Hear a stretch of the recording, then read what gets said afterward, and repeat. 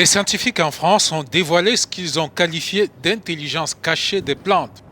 À l'Institut national de recherche agronomique de Clermont-Ferrand, les chercheurs expérimentent une boule de lumière et une plante.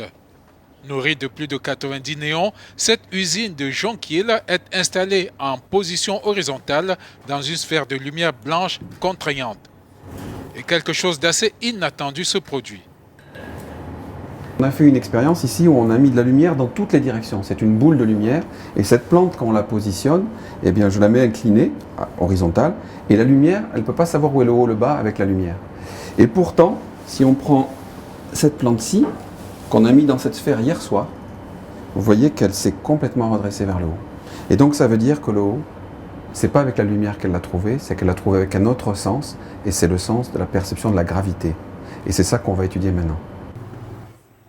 Selon les scientifiques, l'expérience montre que les plantes et les arbres ne poussent pas uniquement en ligne droite en raison de l'attrait de la Terre, mais aussi à cause de la perception de la configuration de leur propre corps dans l'espace. La plante, elle a un sens de l'équilibre. Elle fait ce qu'on appelle un contrôle postural. C'est moi ce que je fais aussi devant vous. Je me tiens droit, je contrôle ma posture.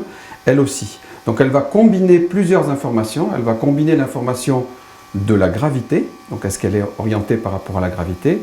Elle va combiner l'information par rapport éventuellement à la lumière et l'information par rapport à sa forme propre. Et c'est en combinant ça qu'elle arrive à avoir le sens de l'équilibre tout en se tenant le plus droit possible. Encore plus inattendu, l'arbre a le sens du toucher. En soumettant les plantes à des impulsions d'air, les chercheurs ont découvert qu'elles percevaient très bien le vent et son intensité. Toutes les plantes ressentent le vent, ces petites plantes comme les plus grandes, et elles vont s'adapter à ce vent. La plupart du temps, elles vont se faire moins hautes et plus trapues pour résister.